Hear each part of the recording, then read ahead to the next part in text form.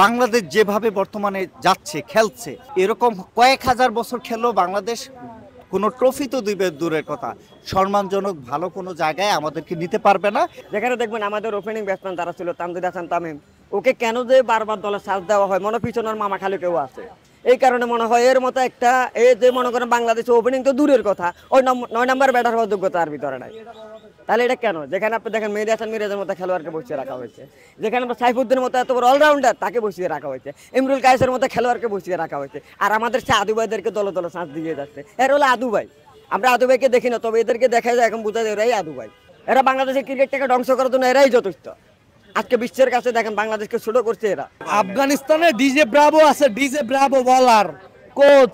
বাংলাদেশের যে হাতুড়ি এক্সপায়ার্ডেড মাল, তো কেমনে হবে? আপনার এই কোসমোস হাতুড়ি মাতুরি শ্রীলঙ্কা বাড়াই দেওয়া উচিত। বিসিবির যারা পরিচালক রয়েছে এর ভিতরে 2-1 জনে খেলা দেখছে, আর বাকি 24 জন আর 21 জন বা 22 জন ঘুমায়, স্লিপিং মুডে ছিল। তো তারা খেলা তো আপনার বিসিবি যারা ডিরেক্টর রয়েছে তারা হচ্ছে ক্রিকেটের ইকুইপমেন্ট সম্পর্কেই ধারণা নাই শালাদের। আজকে হারার জন্য এই দলের আমি মনে করি কারোরই দোষ না। সবচেয়ে বড় দোষটা হলো দলের যে সিনিয়র ক্রিকেটার আছে তাদের। সিনিয়র ক্রিকেটার বলতে সাকিব আল হাসান আর মাহমুদুল্লাহ, সবচেয়ে বড় দোষটাই তাদের। কারণ এরকম ম্যাচে জুনিয়ররা কি খেলবে আমি জানি না, বাট তাদের একটা দায়িত্ব ছিল, এই দায়িত্ব থেকে তারা বের হয়ে গেছে। তারা মনে করে না কোনো দেশের হয়ে গেছে। আমি মনে করি সাকিব আল হাসানের অবসর নেওয়া দরকার। গত 3-4 দিন ধরে অনেক সমীকরণ হিসাব নিকাশ ঘুরপাক করছে সবার মনে। পুরো বাংলাদেশের মানুষ খালি সমীকরণ দিচ্ছে, এমুক হলে অমুক রানে জিতলে অমুক হারলে। আমরা এই সমীকরণ শুনেও হতাশ ছিলাম যে আমাদের ভিতরে একটা শঙ্কা ছিল যে যত সমীকরণই হোক বাংলাদেশ সম্ভবত সেমিফাইনালে যেতে পারবে না। আমাদের এই টিম, এদের সাথে আমরা কোনো বিশ্বকাপ আশা করা যায় না। সবার আছে বিশ্বকাপ, আর আমাদের একমাত্র সম্বল হলো ফাফন কাপ। আমাদের আর কোনো সম্বল নাই। বাংলাদেশ আফগানিস্তানের ভিতরে যে একটা পরিশ্রম, তাদের খেলোয়াড়রা দেখবেন তারা দেশের জন্য খেলে। আমাদের খেলোয়াড়রা তারা খেলে বিজ্ঞাপনের জন্য। তারা দেখেন সবসময় আমাদের সাকিব আল হাসান, উনি সবসময় চিন্তা করেন কোন সময় কোন শোরুম উদ্বোধন করবেন, কোন সময় কোন মন্দির উদ্বোধন করবেন, কোন সময় কোন কোম্পানির অ্যাড উদ্বোধন করবেন। তো ওনার মাথার ভিতরে সবসময় এই গেমগুলো খেলে। তো তিনি ক্রিকেটে ভালো কি দিবেন ভাই? আরে ভাই সকালবেলা কি ঘুমাই নাই, রাতে খেলা দেখছি সকালে।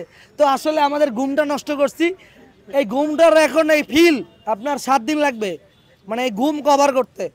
আপনি দেখেন নেপাল, উগান্ডা, কানাডা, নেদারল্যান্ড, এরা নতুন কয়দিন ধরে ক্রিকেট খেলে। এই যে আমেরিকা মাত্র কয়েকদিন ধরে ক্রিকেট খেলে চমক দিচ্ছে, বিজয় ছিনিয়ে নিচ্ছে, বিশ্ব মোড়লদেরকে তারা মানে ঘাম ঝরিয়ে দিচ্ছে, তাদেরকে আতঙ্কের কারণ হয়ে দাঁড়াচ্ছে। তাহলে আমরা 24 বছর ধরে খেলেও আমরা কিছুই করতে পারতেছি না। আমাদের দলে আছে বিশ্ব সেরা খেলোয়াড়, তারপরে আমরা পারতেছি না।